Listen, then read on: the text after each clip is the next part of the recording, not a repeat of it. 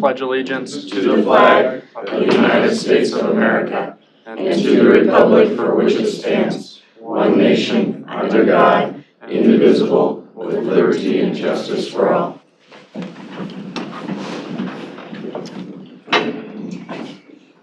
call the meeting to order. First thing on our agenda today is the consent agenda. We have some liquor licenses and some new employees that are starting. I'll second. Do you have a motion and a second? Any discussion on the consent agenda? All in favor signify by saying aye. Aye. Opposed, same sign. Before we get into our scheduled sessions, I want to let everybody know that we have removed item 3A from the agenda. They're going to request to come in at a different time. So with that, we'll move on to our first session today is with Drew Camp, CEO of the Council of the Chamber of Commerce, and Alicia Freeze. Discussion on you're going to give a presentation to the board on the workforce development efforts. Drew, you're up. Well, thank you, Chairman Wickman and members of the board. We always look forward to coming and talk to you about some of the great work we're doing with workforce development and look forward to having the conversation with you and then ultimately a discussion and decision on the funding for the first half of our $50,000 appropriation for FY 2023. The one thing I want to do before I turn it over to Alicia to talk about some of the details is I think all of you are well aware of this, as are most of the people, everyone in this room. The number one issue everyone's facing is talent. We have 2.5% unemployment at the state. We're lower than 2% as an MSA, one of the lowest in the country. It makes it challenging. So that's something we're always looking at creative ways as to how we can address those. When we look at the state policy pieces that we're looking at for next session, there's going to be a property tax discussion. We're not here to talk about that, but there's also going to be a lot of discussion around talent, housing, childcare, placemaking. One thing that ties all those things together is they all are embedded in workforce. Workforce has a tie into all of those. And how do we best do that and work with our partners across the state to address those? The next thing I just want to touch on briefly before I turn it to Alicia is just how much local collaboration we've developed in the past 2 years since Alicia and I have been on board, whether it's with the Workforce Collaborative or the P4C childcare group that we have internally, or it's with WIOA. I know, Scott, you've connected us largely with that regional group here throughout the state, working through the federal government. And then Glenwood Resource Center is something Alicia has been involved with now as we look to redeploy those resources they have and talent they have down at Glenwood in FY 2024. And then also we work very closely with Advanced Southwest Iowa. Anytime Paula or her team has a project come in and they're obviously going to need employees, we're looped into that conversation and we're part of those conversations. We work with HRAM, that's the Human Resource Association of the Midlands. Alicia will touch specifically on some of those programs that we work with them on. Business Ethics Alliance is a huge partner of ours. Inclusive Communities, MC2, Greater Omaha Chamber. Looking forward to continuing to grow that with their new leadership as well. And then also other surrounding chambers. We continue to have conversations with them with some of the resources we may be able to provide that they may not be able to due to their small staffs and scopes. So what we're really here for is just to update you, but then also thank you for your support, and also just recognize the others who are supporting our organization and our workforce as well. Iowa West is the primary funder and supporter for our workforce program, but then we also have Black Hills Energy, Iowa Western Community College, Tyson, and then the city and the county obviously providing critical support for us. So we just want to thank you, and then with that I will turn it over to Alicia to talk about some of the specific programs and then open it up for questions. Awesome. Thanks guys for having us here this morning. Again, I just like to always do a little recap. In 2018-ish, a group of HR managers got together and did some focus groups to try to narrow down what workforce challenges that they thought our community was facing. And they did narrow down to 4 areas they wanted to see somebody address, primarily the chamber. And that is reducing the turnover that we have for our employees. At that time, it was over 33%. And mind you, that was before the pandemic. We went to increase our labor pool. At that time, it was estimated to be about 66%. We went to see that at a healthy 80%. We wanted to increase the number of brain gain. It was estimated that less than 40% of our workforce had any continued education outside of high school, so no certifications or college education. And then we wanted to increase the fully funded and registered apprenticeship programs that we had offering, which I think bodes well and ties back into all 3 of those first issues that we saw. And so with that, they also came up with what they saw to be a potential workforce ecosystem. The first part of that, as Drew mentioned, was writing that grant to Iowa Western, the Iowa West Foundation, and asking them for a grant so that they can supply a workforce development director for the Council Bluffs Chamber to have somebody dedicated to addressing these issues. And I came on about 2 years ago and have been working on kind of filling these roles or these these kind of target areas since then. So we're going to touch briefly on these 4 areas, but it's definitely not the whole scope of everything that we're doing at the Chamber, but these are some of the main initiatives that we have today. So we wanted to make sure that we had some continued workforce lunch and learn opportunities for our HR managers and our leaders of the community. We wanted to ensure that we had some professional development opportunities for them that was affordable. Just knowing that in our community we've had a lot of entrepreneurships, a lot of small businesses, making sure that that was something that was available to them, opposed to it being $2,000+ to take that course somewhere else. We wanted to ensure that our county was a work-ready community, participating in the NCRC, and we are happy to say that that did happen within less than a year of us working on that. So we are a work-ready community now. We wanted to have a best places to work program, our employee satisfaction program. That really was to help identify and address that turnover that our businesses were experiencing. And then we wanted to come up with some work lab initiatives and or some mentorship programs. And so again, there are some programs that we put together to address these 4 areas specifically. And those are the ones that we're going to go over, but there's definitely other areas that we're working on, and we can always chat about those later if you have questions. So with that, we'll jump first into our job board. It was something that was available to all chamber members before coming on to the chamber myself, but it wasn't something that was advocated or pushed heavily. And so through that work and partnership of our members, we do regularly see over 80 posts a week with over 800 views from job seekers. Those are unique views that go to our job board every week to see that.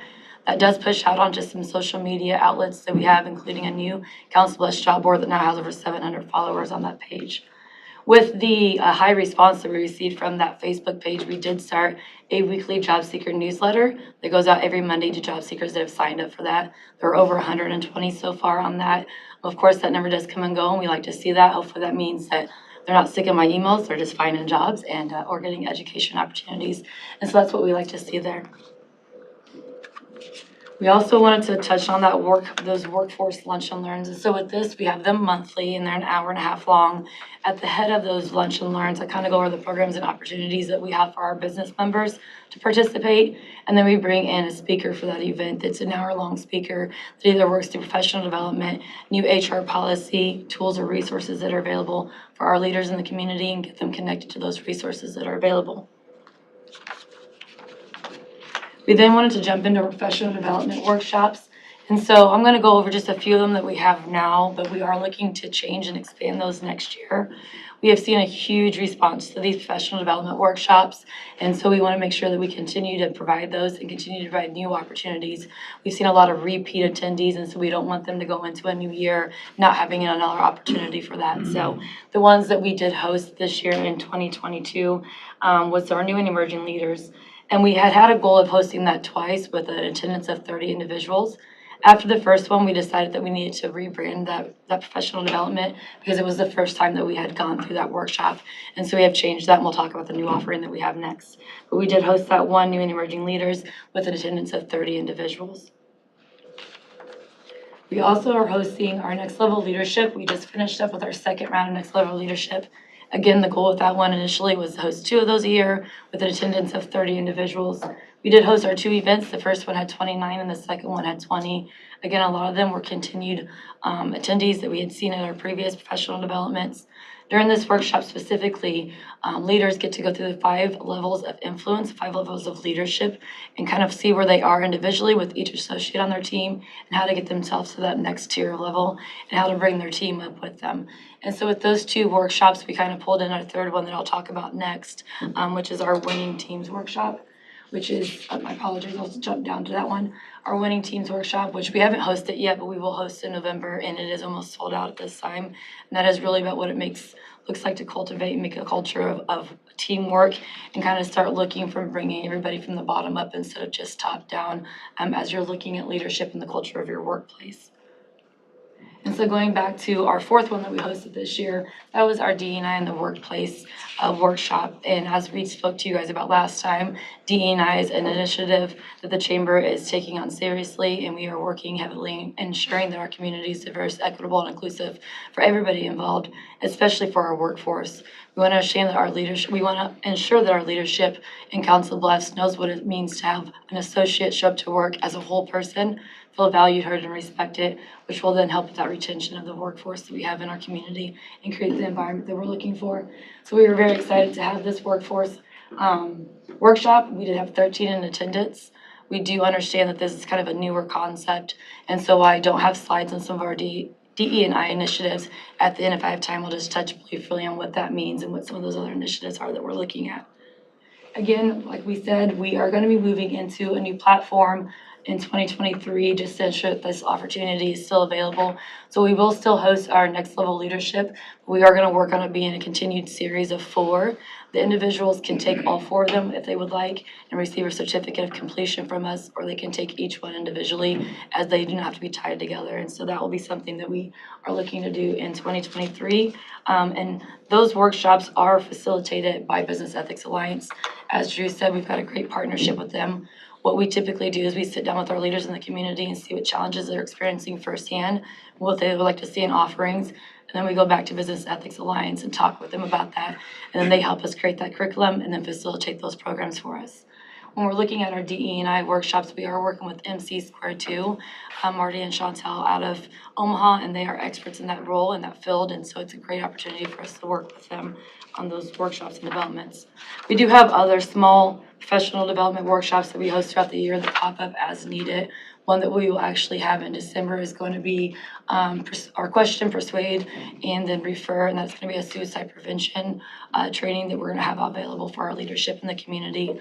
We have other leadership or workshops sometimes, such as the labor shed, explaining to our businesses how to read and utilize that labor shed, and then anything else that pops up as we go. And the only thing I'll mention very quickly about that, we did a survey at the end of last year going into this year. Our by far the most popular pieces of programming we're doing are this, leadership, policy, and networking. So these things are being recognized very much so by the community as having an impact. And then also the last thing I'll say is when we went to Business Ethics Alliance, big annual event last year, the folks who are doing the same level that we are doing with Business Ethics Alliance, it's the likes of the Omaha Chamber, UP, Lance Fritz, and Bridges Trust. Major companies are being recognized and doing these things too, so we're really happy that we've been able to get in and partner with people the likes of that to offer these kinds of professional development opportunities. Thank you, Drew. And just kind of on a note to that, as we mentioned, we do understand that our community is primarily made up of a lot of small businesses and entrepreneurs. And so we have worked hard to secure grants and sponsorships for these programs so that we are able to offer them to each individual at $120 to $150.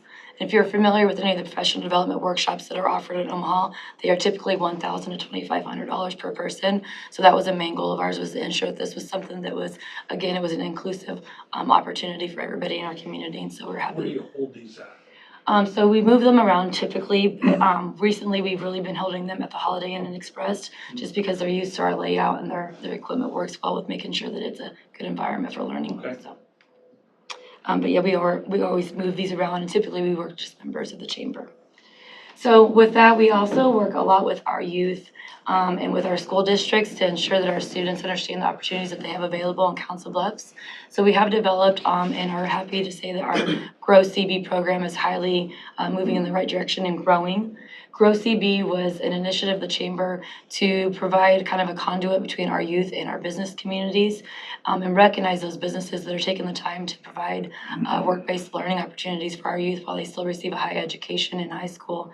And so with this program, we've got all the work-based learning opportunities that are available from Lewis Central, the Council Bluffs Community School District, and through CEV, Career Advantage, as well as some opportunities that are available through the Council Bluffs Chamber.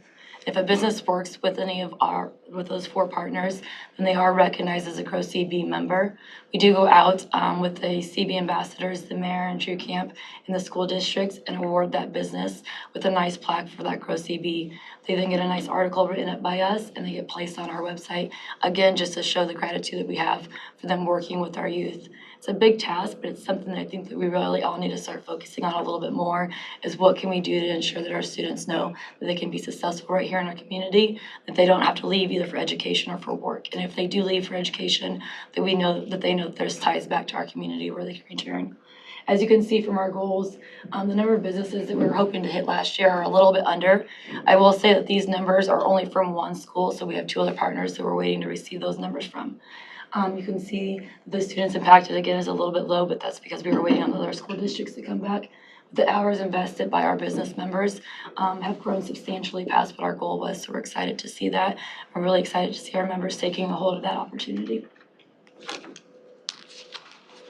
I also want to apologize. I have really bad allergies and my voice keeps coming and going, so I don't always sound like Phoebe. So another program that we have, and this one was really to digest that brain gain or that upskilling. We've got 3 actually different kind of software programs of this CB Career Acceleration. The first one that I will chat about is just our overarching CB Career Acceleration that is open to the public, and it is hosted once a month. Essentially, anybody can sign up for this if they're having a hard time finding a new job, or if they're looking for a new career path. They're going to come and do a 2-hour work-ready workshop with me. We do over their LinkedIn profile, how to use LinkedIn professionally. We update their resume or create it from scratch if they do not have that developed. And then we kind of go through some interview etiquette and techniques. Depending on what their skill level is or what it is that they're looking for, I can then help directly place them into the hands of some of our members in the community at large that are looking to hire for that position. This year, we did have some changes in this program, so this one is kind of newer, and we haven't had anybody go through the program yet.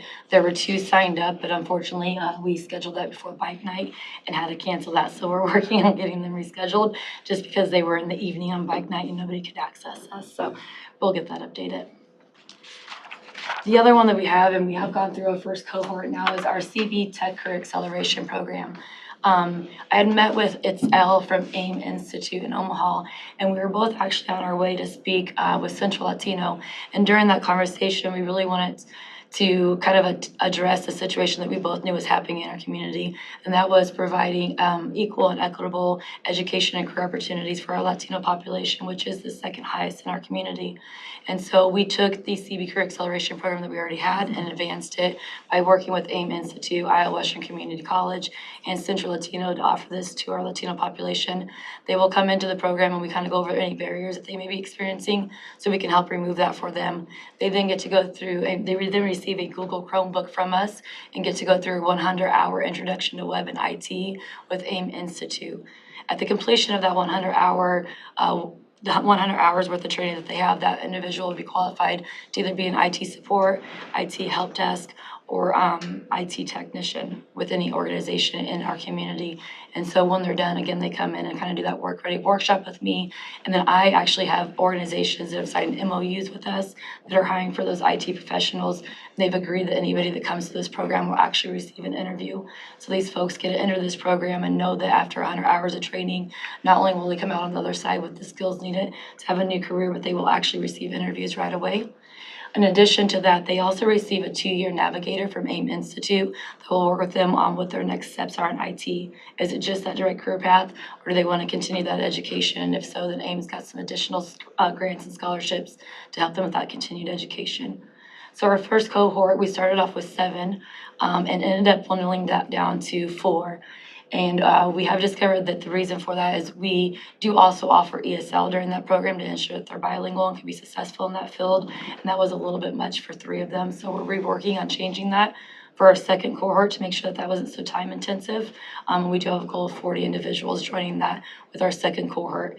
The 3 that were in the initial cohort have re-signed already, and we've got others that are interested in joining that, and we haven't officially launched that yet. The third one I don't have a site up for. It will be with Iowa Western Community College, and it will be kind of the same realm. Well, we're going to work with their E2E program, their Education to Employment. They have specific career certificates that they go through with that program. And so when an individual completes their E2E training and certification, they can come work with me. And again, we've got signed MOUs with members of the community that guarantee that if somebody goes through that program, that they will interview them. And if they don't hire them, then they will give them that constructive feedback that they need to go into the next interview. And if they do, they will give me a 3-month check-in every month to let me know how that's going and how that associate's working out. Youth Science. This is one that actually I learned about through the Association of Chamber of Commerce Executives, and it's a program that a lot of other chambers have put into play in their community and saw great success. And so we wanted to make sure that we infused that in our community. The program is an Aptitude Test, and essentially it's a career mapping tool. So you take a series of brain games, and at the end of that, it gives you kind of what careers you'd be most successful in based on your aptitude. It also gives you the ones that you'd be most successful at based on your interest. Once you open up those career opportunities, it walks you through what it looks like to have that career. It then takes you down into salary and education training or apprenticeship programs that you need. You can click through on there to find where you can find that education, which will lead you directly back to our local educators in our community or anybody with an apprenticeship program. They can then click on their opportunities and see anybody in the community that is actually hiring for that. And so when we first purchased that, of course, we wanted to make sure that it was available to our high school students. And there was a barrier that was struck there that it wasn't an approved program at first. And so we have worked hard with Youth Science and with Green Hills AEA to make sure that that's an approved program that is on that list this year. And there are some test runs happening in the high schools. At this point, we've opened it up to the community at large and offered it up to anybody going to get unemployment through IWD or getting their high set, receiving that job seeker newsletter from us. And we've received 57 individuals that have taken that course. A few of them have actually followed up with me just to sit down and kind of create a succession plan of what that looks like for them. If this is something offered up by the college or by high schoolers, I can actually give access to the counselors. So on the backside, the counselors receive all the reporting information of what that student's scores were so they can sit down with them specifically and walk through what courses they should be taking in high school and then moving on into their continued education or into the trade work so that they can be successful after graduation. One of the programs that you saw on that first ecosystem was a Best Places of Work program. When I first came on, it was requested that I got us involved with Omaha's Best Places of Work program.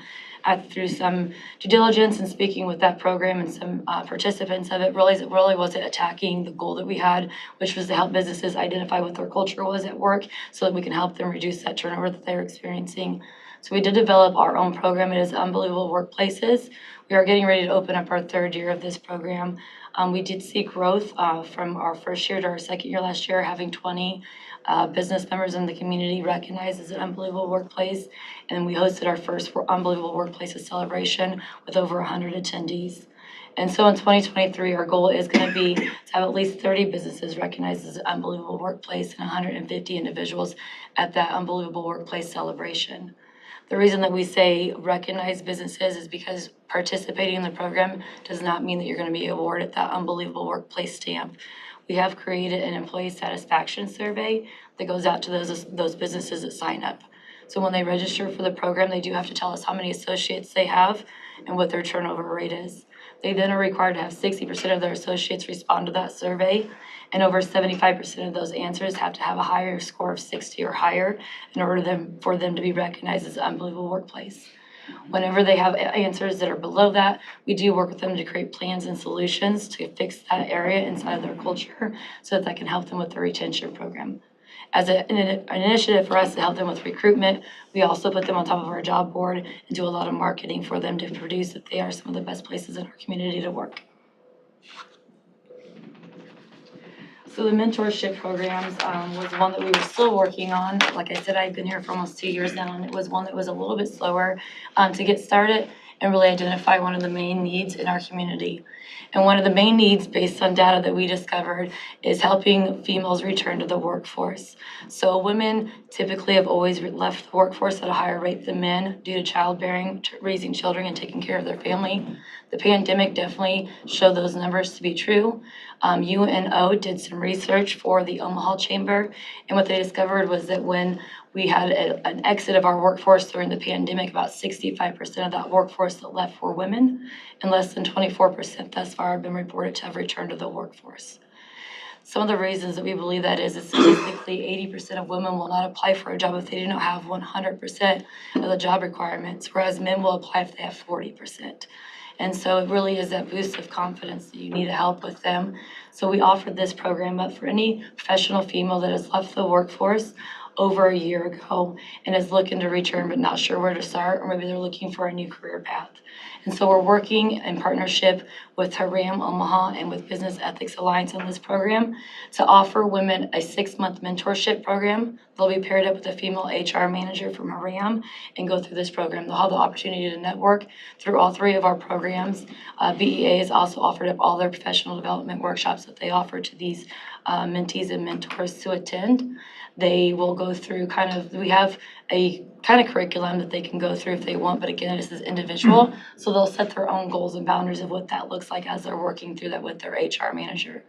One of the things, oh, go ahead. This program's just starting. Yeah, we just closed, we just shut off our registration yesterday, and we had 6 mentees and more mentors than that, but we will be able to pair up each mentee. And then I received another phone call today from somebody that missed the deadline for mentee that is looking for this. And again, every one of the women that have signed up for this have been in a professional role in the past and are looking to get re-networked and find that mentorship. One of the things that the HR managers are going to work with them on during that interview process is identifying and explaining that career gap. It's always a question that will come up when a woman has been out of the workforce for a while, is why were you out of the workforce, and how can you then explain how you'll be able to fit right back into that business, the community, and be successful after taking an absence from work. So that's something that they will get to work through on with that HR manager. BEA has also developed 3 specific professional development workshops specifically for these females going through this program that they'll be allowed to take during that time. And then at the end of that, the HR manager, as well as myself, her RAM and BEA, will write a letter of recommendation for that female and then assist them in getting their application and resume into the hands of somebody that's hiring. And so with that, we'll kind of jump into some of our future programs. The one, again, that I mentioned previously and did not put on the slide, and I apologize, is our DE&I efforts. We definitely have got workshops available for that. We've created a DE&I in the workplace toolkit, which helps businesses that are not familiar with that work yet look at how to identify where their challenges and gaps are and how to get a DE&I program and initiative started internally. We are also working with MC2 on creating some mini DE&I videos. In our communication with leaders of our community, one thing that we've discovered is that there are a number of folks in our community that are not aware of what DE&I is, diversity, equity, and inclusion, and that it is honestly a scary topic for a lot of individuals to tap into. Such a broad spectrum, you're not sure where to go or what to say or how to be respectful of that. And so that is the goal of our videos, is to create a safe place for our community and leadership to start to learn more about the fundamentals, unconscious biasness, common language, and some of the initiatives taking place in our community where they might then feel comfortable enough to start getting involved in that conversation and moving that forward so we do have a diverse and equitable community. So we're excited to have those coming out soon. We are also working on our relocation efforts. So we've got a number of things that we're working on right now. We did start 2 years ago a relocation community guide. We receive at least 1 per week request from somebody outside of our community wanting that relocation guide. We also send that relocation guide and an email with some work opportunities, incentives, and resources that are available to veterans. We send those off monthly to every veteran that's registered with Home Base Iowa. That's received a lot of great responses of those veterans reaching back out. So I'm sure that you guys are aware, as part of that relocation initiative, when I first came on, I met with the Pot County VA office and we came up with a relocation incentive of $2,500.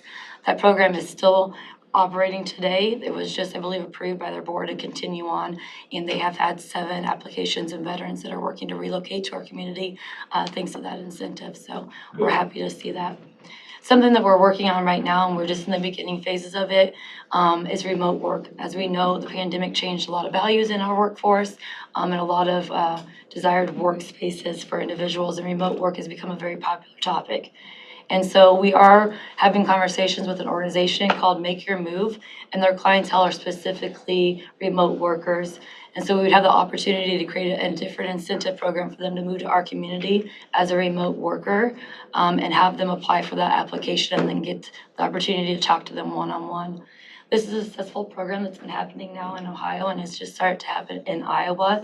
And of the individuals that they've moved so far and relocated to their communities, 63% of them had a spouse that moved with them that worked outside of the home. And so that is our goal here, is to create that economic development for our county and also create that workforce that we've been seeking in our community.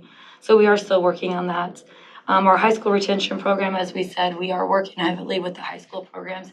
There are a few different programs that we're looking to get going. One of them would be some information, maybe TVs or bulletins that would be in common areas of the high schools, letting them know about the opportunities that they have available to them inside and outside of their high school. So employers that are hiring them, apprenticeship programs, internship programs, future career developments, youth science, etc., to kind of let them know and start giving them an idea right now of what's available for them when they come out of high school, as well as we are working on developing a high school hiring fair.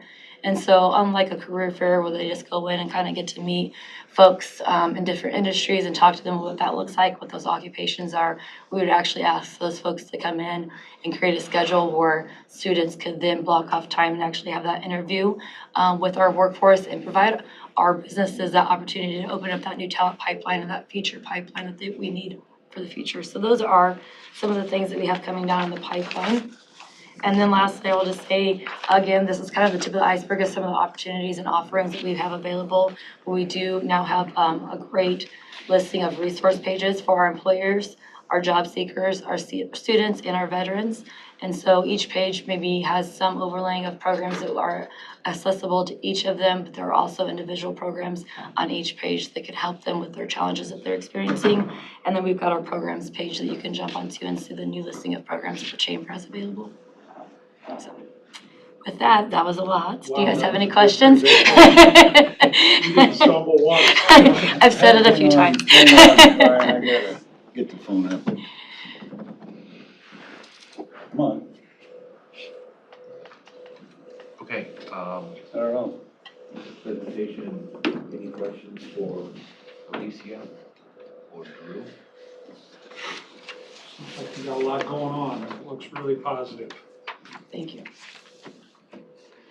I have two, and then we'll move. And one of the things that we talked about when we began this program was the outreach to the businesses and schools outside of Council Bluffs. Mhm. Where are we at with that? We work heavily, that's why we ensured that CEV was a member of our Grow CV program, because they are in all of our rural area high schools right now, and they do work with those students directly. And so we work to ensure that they've got businesses that are continuing to work with them, and then we recognize them for the work that they have there. As well as we do have a large number of members that are in our rural area communities, and they are participating in the programs that we have available, including our professional development workshops. In not our last workshop for next level leadership, but our last new and emerging leaders, we actually had an individual drive an hour into that workshop to attend it with us. So we definitely are making that outreach.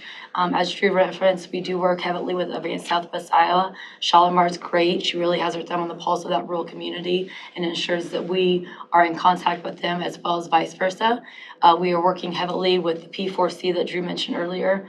For those of you that are not aware of what that is the Pottawattamie County Child Care Coalition that we started and run. And we do have committees on that, and we work with the Iowa Women's Foundation. And I've been working heavily on providing new child care resources, specifically right now in Neola. We've got a business that wants to expand out there.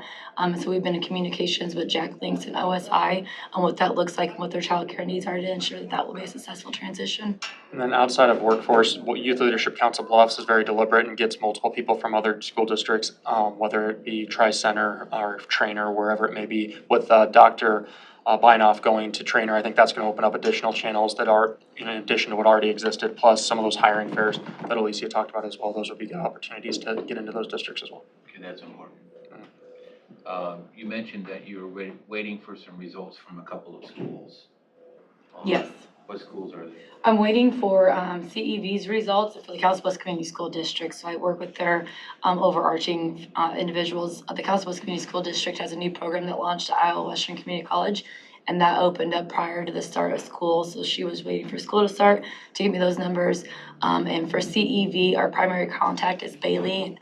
For those of you that don't know, she's out on maternity leave and just had a couple of babies. So her executive is working on getting those numbers for us, and it's just taking a little bit more time. I just want to make sure that we're reaching out to the Trainers, the Riversides, the Underwoods, Tri-Centers, those kind of schools. So CEV is actually, they run all of their work-based learning programs in those communities, and so that's why we're working with them. And so those numbers that CEV gives us will include all those high schools. Do you have numbers of people who did not return to the workforce after COVID?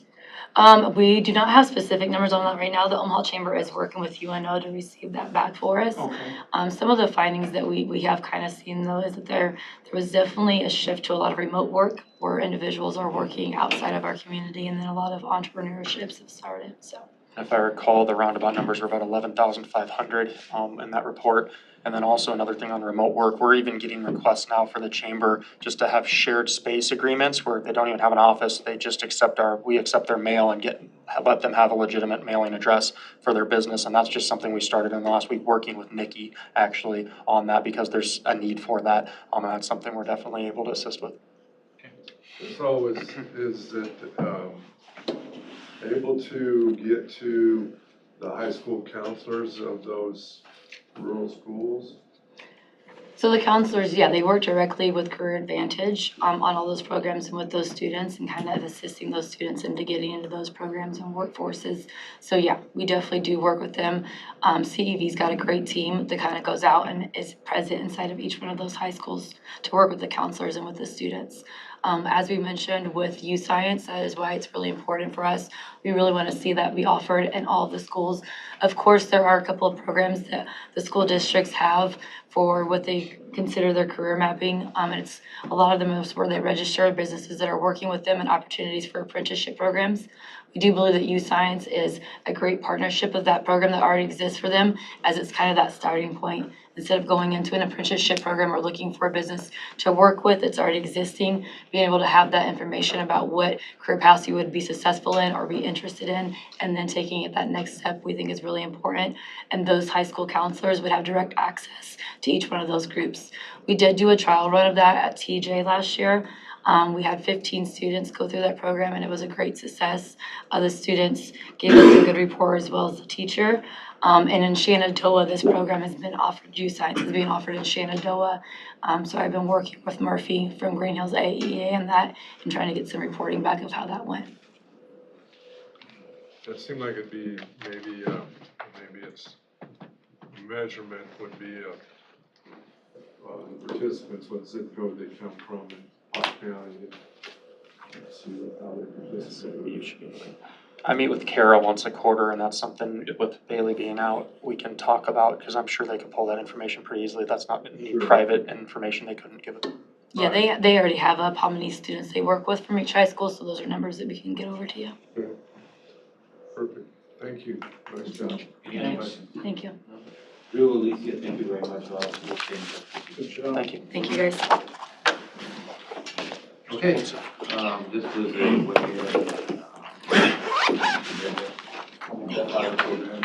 I'll make a motion to approve the invoice for the okay, we have a motion and a second to approve the invoice for the workforce contract for workforce plan. All in favor, signify by saying aye. Aye. Opposed, same sign. Awesome. Next up, Matt Wine, Planning and Development. Section decision to approve and authorize the board to sign Resolution 47-2022, authorizing the amended presumable loan agreement with Regional Water. Matt Wine, you are up. Good morning. So we were here 2 weeks ago and discussed the extension of the agreement. At that time, the board asked that we invite the developers to the meeting, which we have Jason James, Mark Handwright, Jim Hughes, Mark Hughes, and Sandy Winton all here for their different developments, for any questions that you might have of them. But we're still here for that same piece of it, is that we need to do an extension for the $300,000 forgivable loan that we gave to rural water. Because the timeline we originally had laid out is no longer applicable. My question is, are you still in with this later date? Yes, we're still in. I'd say yes. We have already executed a development agreement with the board. As you guys are aware, there were some deadlines outlined there within our agreement that kind of had accounted on a different timeline for the water lines. So we'll probably ask for some minor revisions there to those dates, but otherwise our plan just to absorb the extra lag time in delivering the water, but otherwise we're in. Good. Their estimated completion date is November of 2024. Will no construction is really gonna happen until then, right? We'll have it graded, don't you think? I mean, the grading should be ready.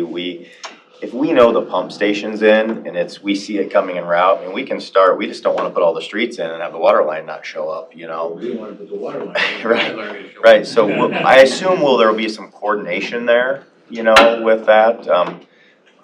we're gonna get the grading done and get the site ready, and ideally, it'd be nice when it shows up to have our streets and our interior lines in, you know, and just hook on. I think realistically, if it shows up 24, fall, I mean, realistically, don't you think spring of 2025 will be when we'll be selling lots? Right, the current timeline has the project going out for bid in July of 2023. I would think once bids are accepted, signed, and contracts are in the works, where we see forward movement on the installation of the water line infrastructure, that's when we would probably commence installation of our interior infrastructure as well. And that would, Tom, you felt that date was, the 24 date was like the maximum, right? Correct. This is a conservative estimate. We anticipate, our goal is to beat this by roughly 6 months. So our goal is to have this done faster. We've done a lot of the issue is I've been very judicious in not doing too much that's gonna cause that $300,000 loan to have been, we've spent about 90 grand on it so far, just in permitting and some of the easement work and title searches that we've been doing. We're in conversations with 3 different landowners, property owners along Meadowview Parkway, in priority of where we want the pump station to go based on the hydraulic study that's been done, so that we've already had to pay for up front, et cetera. So this is a very conservative estimate. I'm confident we will meet this schedule or beat it. Jim, Mark, Sandy, you feel confident that? We probably have 8 potential lots that we will possibly develop before that time frame with the well. And so other than that, it would work for us. But my concern is when are they gonna pave the road on Dumfrey? Hey, there's our engineer. Oh, look at that. We're into buying right away now, the design's done, so once we have the right of way acquired, I believe we have 11 parcels from 7 different owners to work out. So property descriptions are done, that should be in the consultant buyer's hands now. And that easement's on Dumfrey, is that where you're looking for, or Dum- different places? Dumfries and 240th, so we have to widen that road out, we don't have enough right of way in a lot of areas, so we have to acquire those property rights, so. To loop the water line, if I understand it, you're gonna do 240th and then down the trail? I'm just doing the road, so I don't You're just doing the know, roads. I don't know anything about the water, but Okay, gotcha. those 2 paving projects around, of course, they're designed, so once we get the right of way bought, we'll let those and they'll be under contract. Construction will probably be starting in the spring. And the easement, since you need for the road, are on 240th that you're, As well as Dumfries, yes. as well. On both those. I've not been contacted about an easement. It's in the on process. Dumfries. Okay. It should be coming to you, I guess. It'd be Midwest right away. Okay. And you're confident you'll be able to get those? Or when do you think it'll be paved? I think we'll be paving in the spring or constructing in the spring. Okay. The right of way can take a year. I mean, if there's a condemnation or something else, that can add a significant delay, but we're not expecting that. Most of the takings are pretty minor in strips and Okay. here or there, so. Am I correct, Tom, that the water line's supposed to loop from 240th to the trail? Great question. I do know that the plan as it stands now is for the main to come down Meadowview Parkway, tie into Pioneer Trail or run onto Pioneer Trail, and then the connection point is at the corner of Pioneer Trail and Dumfries, on the southwest corner of that intersection. So as far as the looping around goes, the main is gonna stop there as it stands for this project. And then your connections for your 2 networks of your developments on the west side for you guys, on the east side for you, will connect in at that point. So whether, obviously internal to your developments, we're anticipating, or the plans that we've seen show a loop. So you've got that already covered on the designs that you sent to our engineers, or your engineers sent to ours.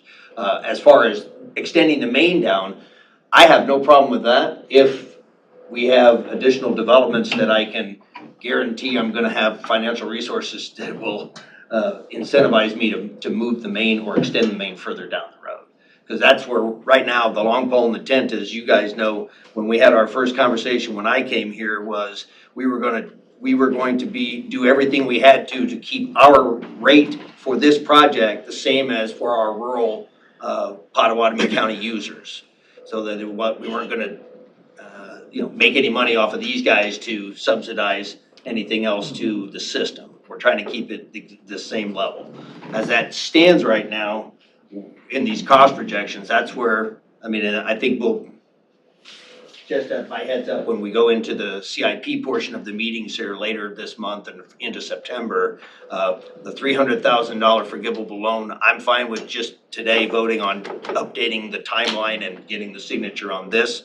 But I am going to be hard pressed to make this thing work financially with just that $300,000. Because originally the $300,000 was based on a $1.2 million project that was 2.8 miles, 1.2 of which was in Pot County. Now this is 5.3 miles coming out of Council Bluffs. It's all in Pot County, but it almost tripled my cost. And on our part also, you guys, we're subject to the tax increment financing agreement, which as I assume we were priorly talking about that you guys were all okay with that. We haven't presented that to you people yet. Yeah, no, I think we all anticipated that would be the case. Okay. We've kind of talked about it with Harlan as well, so. And then I got one other thing to try to clarify, the subdivision, as we currently have it drawn or mapped up, is 88 lots. And we're not necessarily wanting to wait a complete 2 years to start anything out there. So, I think we've kind of worked with Pam and John Jorgensen from HGM to do some drawings of some lots that we can get split off earlier. So I would hope in the next 6 months that we could maybe peel 8 of those lots off that will face some of the roads around there and get. It's your corner ones, right? Yeah. Outside. Yeah, And then Sandy has a map here of it, but, one of the things that we need to make sure we can work with on the water department is those 8 lots, make sure those aren't required to be hooked onto their rural water. Are they each gonna have their own individual well? They would, yeah. So they're at least 2 acres. Yeah. Pretty good size. I'll tell you which lots they are when I get back to my here. Brian, I'd have to look at the map and confirm that they're 2 acres. Okay. Jim says They are, they're all okay. This time, are you guys planning on doing any, wanting any of your lots taken off of the connection? We don't have the same opportunity they do with access from paved surface that already exists, so no, ours will come when the water line comes. So if you're looking at your map, the lots that we're considering peeling off right now would be lots 3 and 4 on the upper right. Lots 15 and 16, 13 and 14, and 11 and 12. Are they all highlighted in green or? They are not on there. Oh, they're no. not, okay. Do you need me to run those numbers again for you? Yeah. Okay, 3 and 4, Mhm. 15 and 16, 13 and 14. Those are all, those 6 are all toward the top along Dumfries, and 3 and 4 is along Pioneer Trail. And then lots 11 and 12 in the bottom left-hand corner of 240th. I don't know, what is that, Aspen?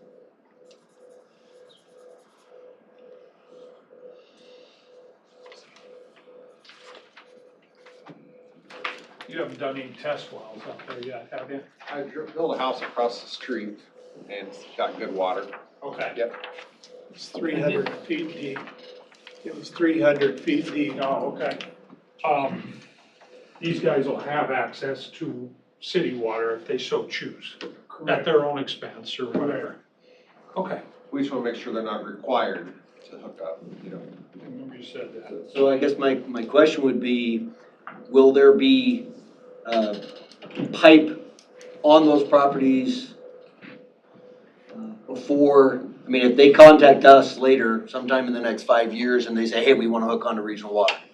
We, tap the main, or it's gonna come off the network to serve them. and put the meter pit in their yard, will there be pipe already on the property that would make it easier for them to connect in, or is this something where they're gonna have to run all the pipe themselves from the meter pit up to the, house? I think we'd have to look at the map and see how it works out, because most of them are lots on the outside of the subdivision. Right. So I don't know for sure exactly how the water lines would be ran.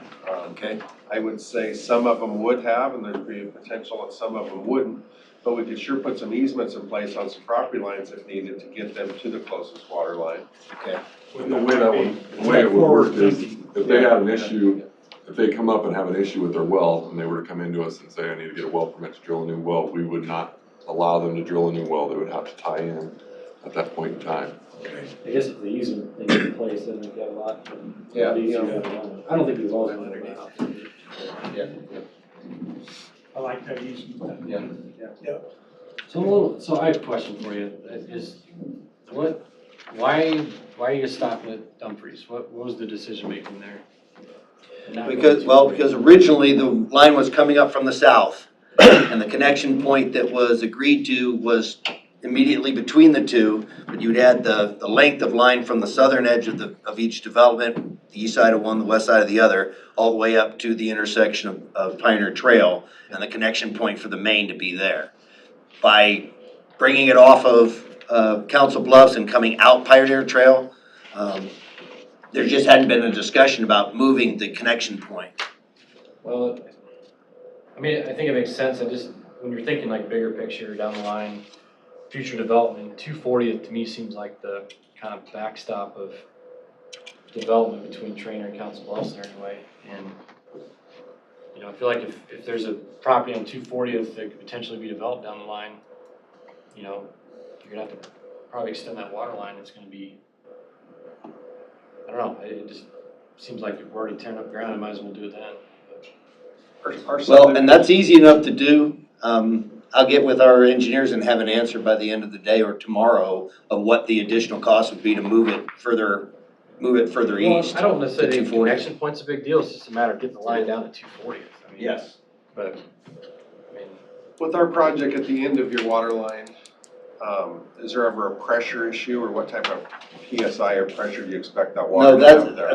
because we're putting the booster station in on Meadowview Parkway, there will be plenty of pressure for everyone, all 170 lots between the two developments, as well as the anticipation of, it will serve 500 homes without having to make any changes. I don't know where Meadowview Parkway is. So it's, Meadowview Parkway is the route that comes up. Okay. You mentioned you're talking with some of the property owners about easements for the siting of that booster. It's a pretty integral component to make this Yes. system functional. Do you have any concern No. that you don't obtain those At easements? this point, no. Right now, the big issue is the aesthetic. So what we're looking at doing is going through a third-party provider that will actually provide siding that will mirror whatever home agrees. We'll build the booster station to look like it's a shed of theirs, that it's the same design, whether it's partial rock and partial siding, same color roof. We told them, look, we're gonna work with you. So if you want it, if it's just a function of the aesthetic, we can make it look just like a mini shed of your house, if that's what you want. Even if the homeowner's in agreement, have you reached out to the association to make sure there's no issues there? I mean, cause you have a whole homeowners association there. Have not done that yet, no. I just know those homes and the people that live there, and it just doesn't seem like a simple thing to be able to put a booster pump or station in the middle of that subdivision. I just feel like it's more of a challenge than what you may realize. So, it might be something that you make sure you can do. I think that's why we put, easement acquisition scheduled from next month all the way through June of next year. That if we run into any issues.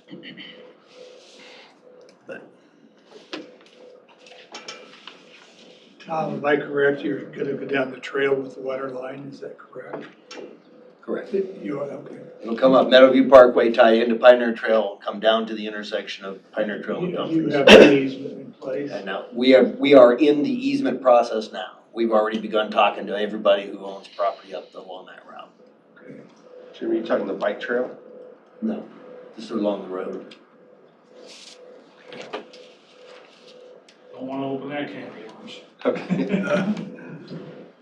Okay, Jason, Mark, you guys are okay with us moving forward? Jim, Mark, Sandy, you guys are ready for us to keep rolling? Yep. All right, I'm really looking forward to this One thing other happening. question from the engineer, how much of 240th Street are you gonna pave?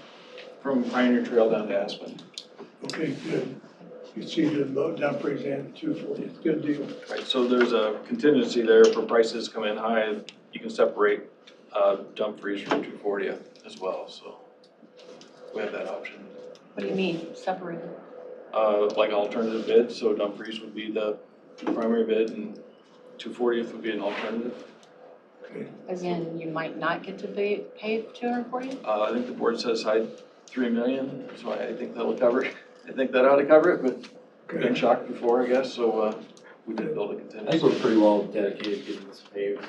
I think at this point, the other conversation is, splitting up the bid. If you have to do Dumfries first, get a contractor, get that done, and then later come back and do 240 to get you down to 240. We appreciate you guys working with us. Thank you. We're anxious to get it done. Yeah, I mean, this is a wish big it deal was- for us too. I mean, really, at the end of the day, you're creating some serious tax base. And, I think it's gonna win-win for I wish we had the water line in already. That makes several of us. Government moves slowly. So, I have one last question, I'm sorry. So, just back to the water line real quick. So you said it can service up to 500. If the need is beyond that, is it gonna be in a situation where you have to do a water tower or something out that way Well, possibly, down the line? Okay. And quite honestly, if we see the kind of development that there were some indications early on when we were coming up out of Glenwood, the expectation was that we would end up having to build a standpipe within 5 years of putting the line in, just because there would be that much more interest in tying into the water. How big water line you guys run? 10-inch, yep. That's it. And that's, I mean, we Yeah. I recommended that we upsize it, they agreed, and then as I was talking with Scott and these guys earlier, before the meeting, we dropped 350 grand on pipe back in November of last year, and the price has gone up 37% now. Yeah. And it's about a 1-year lead time for pipe, so we just got our first delivery yesterday of pipe. So we're gonna be okay with that. I have one more question or comment. I guess, Tom, you opened your remarks with this statement that you're okay with voting just on the $300,000 loan extension today, but your budget had tripled or greatly increased from the original scope of work. Is this project hinged on some other financing that may or may not be secured, or an alternate source that needs to be found, or do you have the rest of the budget? We're working on a couple of right now there are 3 other options for funding the gap. Gotcha. The one that we don't wanna do is to raise the rates on the homeowners, because that was the first thing the board said to me on the first meeting I attended back in October of last year, was that we gotta be the same as everybody else, initially at least. So You're confident that one of the other 2 options is, I am cautiously optimistic, I'll put it that way. and the contingency then, because we're all gonna start down this road of $3 million worth of paving and Yep. building houses and all of this. If one of those 2 options doesn't pan out, or what's the timeline for securing that and making sure that this is a We'll short know, thing? we'll know within the next 30 to 60 days. Okay. Which option we're gonna need to pursue. Right now, I've got grant proposals being written and et cetera. Obviously, the best money is free money. Gotcha. The best money is free money? Yes. Absolutely. Okay, hey, John, what's the normal easement on those roads out there? I think they all have 33 foot now. Some of those, we had to fill in some, we have to meet current design standards, so we had to flatten a few hills and fill in a few valleys and that sort of stuff, and radiuses on the intersections. So would Pioneer Trail only be 33 foot? I don't think we have any work on Pioneer Trail other than the radiuses to connect Okay. to and, Or is that 66 there? well, 66 total, but 33 besides center line's pretty typical, but I guess without looking up, I don't know what the right of way is. There are some spots that have some additional right of way out there beyond normal. Okay, good. So you're shooting for spring next year for construction? Our goal is to get it under contract this fall. Then whatever happens this fall's, I guess, free, but yeah, next spring, really in earnest, I guess.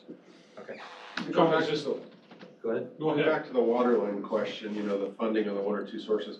How many dollars gap are you looking for? What are you trying to get funded? How many dollars are we talking? Okay. So current project cost is 4.1 million. We got 300,000 from Pot County. Without the request to take those 8 houses out, we were receiving 510,000 total between the two developers. Your first half up front, the second half upon substantial completion. And that left us with $3.3 million loan to finance. Now, telephone call to the bank says right now, they could guarantee me 2.75 without having to go back and redo our financials and run it again. Because we actually went and got ourselves approved for a loan 6 months ago on all of this. And now that we've seen 4 rate increases by the Fed, they're like, well, we can only guarantee you this much. So the delta between 3.31 and 2.75, so it's $600,000. But our amount of money would stay the same, we'd still have 80 lots that we would be paying on. Right. That was under the current plan was 3,000 per lot, 1,500 up front, 1,500 at substantial completion. If you're asking me to take those 8 lots off. We added 8 lots, we didn't tell you. We split Oh, and you made did? it to Okay, one I acre got it. lot, so you're Our still at num- 80. Our numbers are still the same. Okay. Yeah, so that's what I'm looking at is Okay. roughly $600,000 to $650,000. What I'd love to do is come to the board and ask you to consider increasing the amount of the forgivable loan after we get the new terms as far as the timeline and all of that done. Because next month, I'm supposed to start paying on this loan because this thing is supposed to be substantially complete September of 2022 under the original agreement. Ideally, this board member would request that you work really hard at some grant dollars.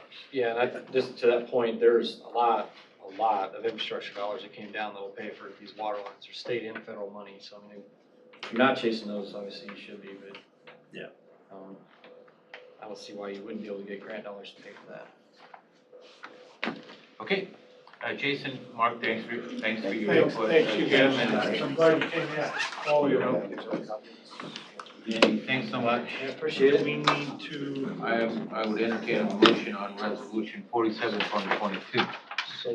and second, Any other discussion for any of our guests here today? All right, we have a motion in a second. Mr. Hauser, call the roll, please. Chairman Whitman, Aye. Supervisors Belt, Groby, Schultz, and Shea. Okay, next up, we have John Rath, Jason, Mark, Jim, Mark, Sandy, you're welcome to stay for the rest of the meeting. So you, I'm interested to hear this eminent domain piece, so then I'll be out of here. John Rasmussen, discussion decision to approve and authorize the board to sign a RISE grant agreement application for the Magnolia Road project in Underwood. John, you're up. Sure, so we're still working on funding for Magnolia Road, which is G30 going out of Underwood to the east from Railroad Highway. Proposing to put in 3 lanes there with the left-hand turn lane, and that's gonna go across the bridge there over Mosquito Creek as well, so pretty large project. A lot of this being driven by the development of Jack Planks. The application you have is for a RISE grant for a local development. It's about 2.8 million from the RISE funds. I would make a motion to approve that RISE grant agreement. Second. John, I just got one question. Is the bridge that crosses the interstate, is that a DOT project, or is that a project that you would have to? We're gonna redo the surfacing past that, we're not gonna get into that bridge. That is a DOT bridge, so we'll start just on the west side of that bridge and work all the way back to River Highway. What would be the process of getting them to widen that bridge? I don't even know. I guess they're gonna come back and resurface that bridge. I think if they were in it to do a third lane widening, which, you know, might be in the future someday, I don't know where they are with that. That would be the time to talk to That them. one and Shelby both need to be, we're gonna have those kind of truck traffic. Yeah, I think Underwood's gonna be the next Shelby, I think, as far as the traffic goes. Yeah, They're both bad.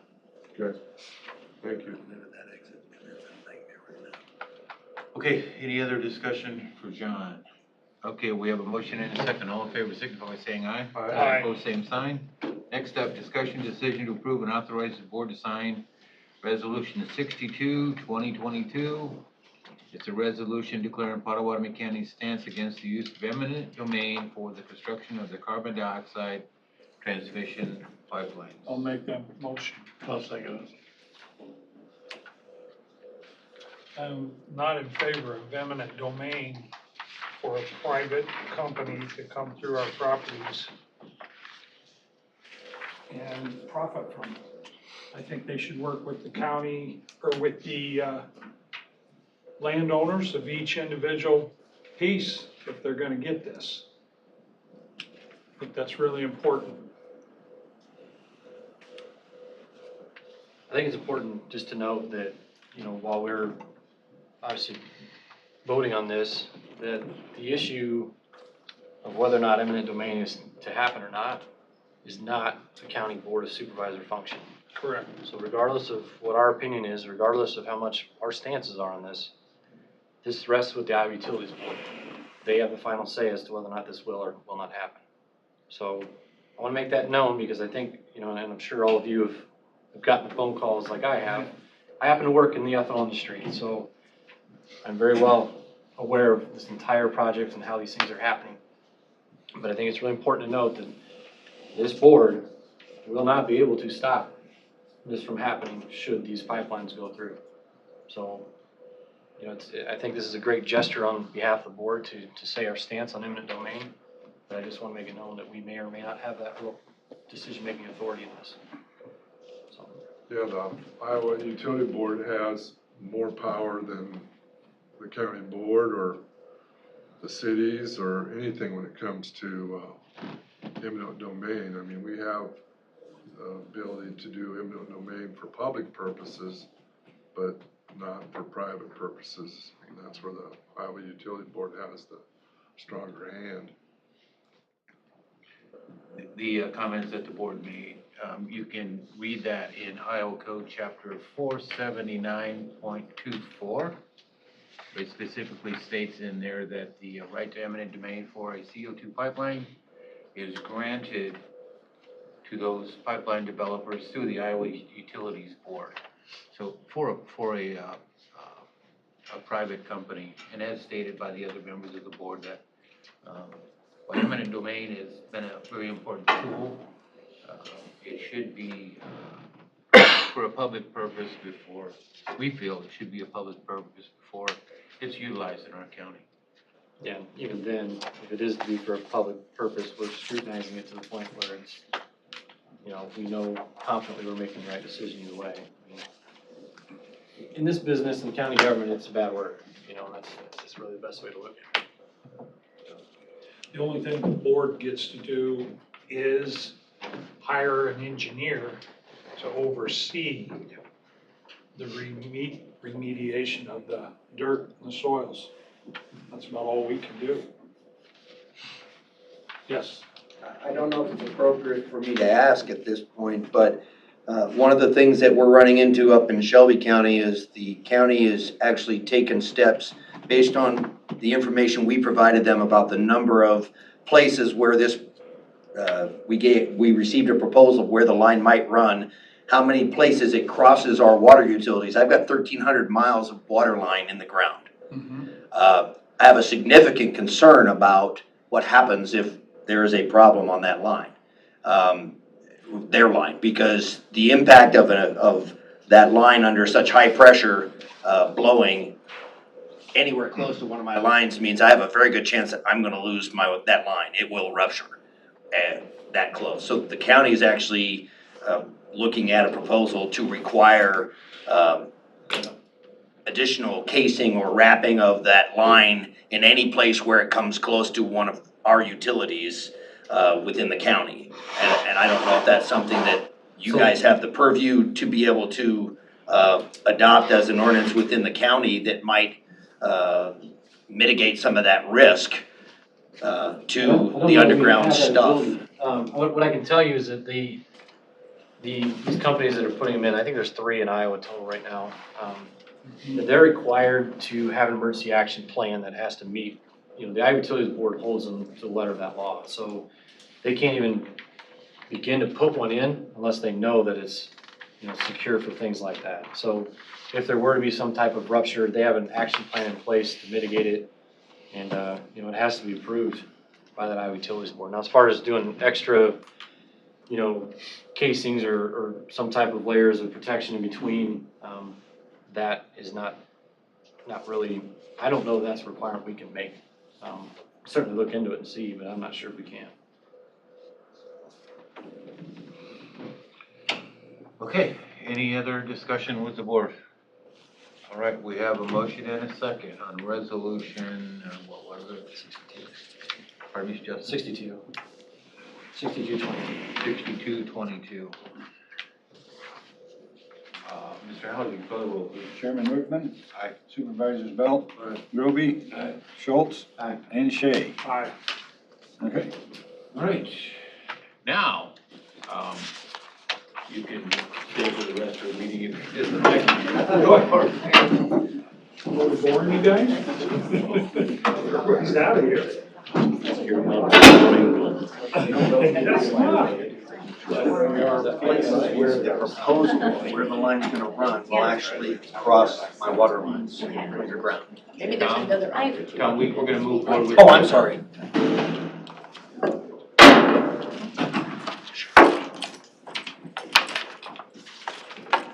Okay, moving on. Jana Limerick. No more camera. Okay, good. No more spotlight. Free to be you. Hey, thanks for coming. Thank you. B, oh, yeah, 3B. Hi. Jana Limerick and Heather Schaefer from HR, discussion decision on the request to provide funding for on-site blood draws. Jana, you're up. Heather, Thank you're up. you. Yeah, thanks. We are before the board this morning on behalf of the Employee Wellness Committee here at the county, and we would like to ask the board to pay for our on-site employee blood draws this year. As you well know, we have, or all benefit eligible employees here at the county are able to participate in a wellness program. If they do the requirements of the wellness program, they're eligible to receive a $30 monthly reduction in their healthcare premium, which is pretty significant. We continue to feel very fortunate that employees are given that option to do that. The requirements, they have to complete an HRA, a health risk appraisal, answer some questions about their health, and then they get a report that gives them some input about what they should be doing. They also need to have a biometric screening done each year. So what we're asking for, this blood draw that we have here on site would fulfill that requirement, or employees are able to go to their personal physician to get that done. Heather, what kind of money would this be? Sure. We suspect that anywhere between maybe 40 and 60 people will be taking advantage of this. We do prefer and request that employees go to their personal physician because we feel like they can get great benefit out of face-to-face interaction. So the people that would be coming to this blood draw would be maybe people who wouldn't go to their doctor at all otherwise. So we really feel like that we're giving them an opportunity to get a little glimpse of what those numbers might be. So with that being said, for 50 people, it'd be about $3,620. For 50 people, could be less, could be a little more. Jenna, sorry. No, go ahead. Jenna, have you looked at any funding options for this? As far as like grants or something No. such as? Where in our budget are you going to find the money? I would recommend, the general supplemental cash reserve.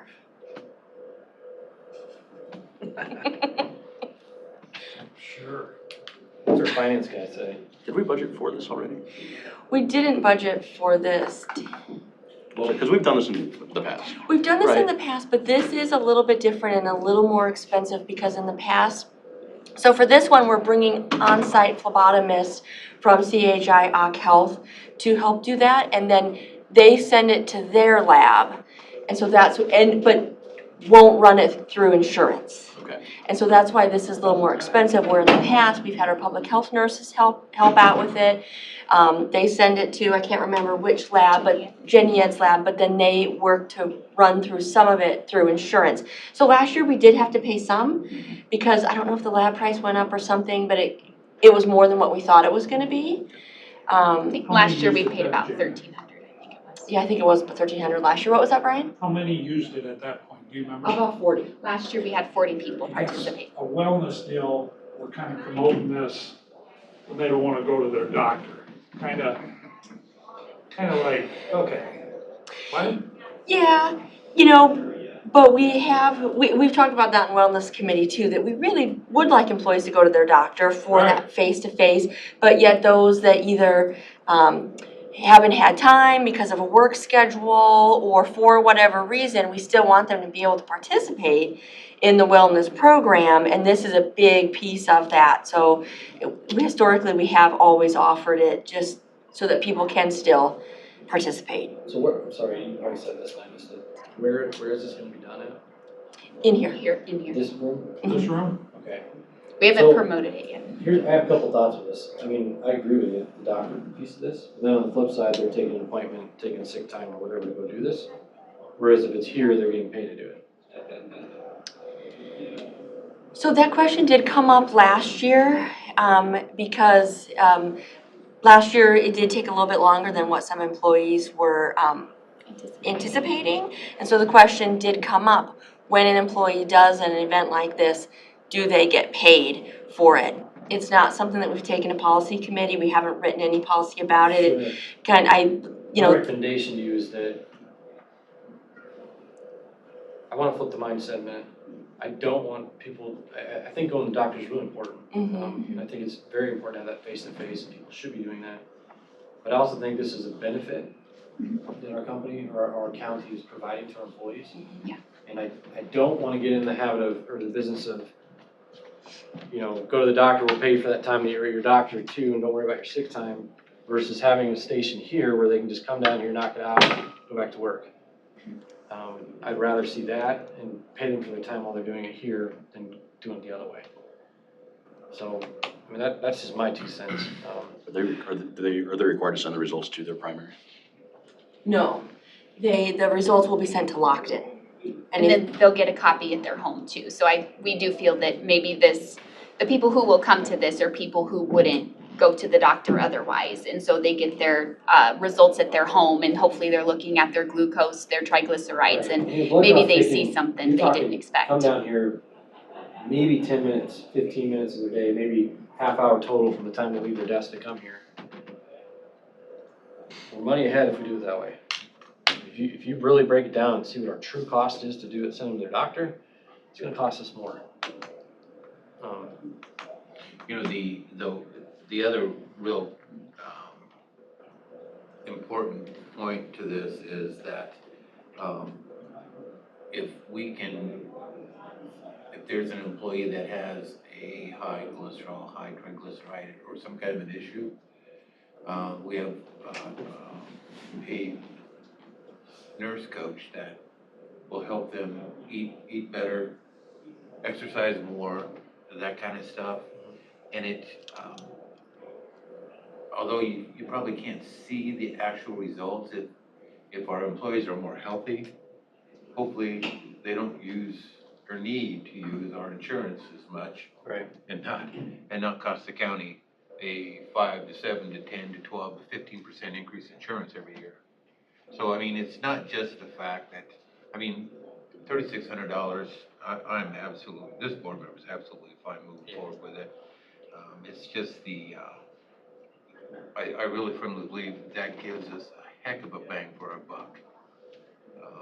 I'd be more in favor of doing like an up to amount beyond that number, because if you do get more interest here and they do it here, I don't want you to have to come back to the board and say, oh, can you approve another, just more time we're wasting. I think that What's was a the good idea. 3,600 based on? How many people? 50. 50? Yep, and we had 40 come through I last think we year, just so set it like not to exceed 5 and then come back if it does, that should capture everything you need. I think that's probably Good idea. good.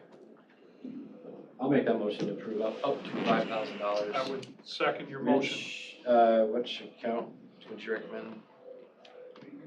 You know, we have, if I may, real Go quick. ahead. In our general supplemental fund, that's, those funds that are in reserve are restricted. And the health, that's where health insurance comes out of. And this is a health issue, in my opinion. And we can check and see, but that's. Absolutely. If it's eligible, let's roll that. Yeah, So that'd be just my recommendation. sounds good to me, so. When would you do this? we have it scheduled tentatively upon board approval for the 28th and 9th of September. We're gonna do 2 half-days. Of August? September, sorry, yep. In the morning, 2 half-days. Yeah, we were just waiting for board approval on this, and then Heather will be rolling out communication to employees. Okay. I'll check with you guys what we wanna name the line. Make you help her out. Okay, thank you. All right, any other discussion for Heather or Jenna? Heather, well done, thank you very much. Thank you. We have a job, motion and a Heather. second, all in Thank favor signify by saying aye. Aye. Opposed, same sign. Thanks, ladies. Let's see. Close Public comments? Did you sign up? Just me, yeah. Okay. All right, next up, we have our public comment section. I'll go ahead and read this statement. The board will now allow up to 30 minutes for comments from the public.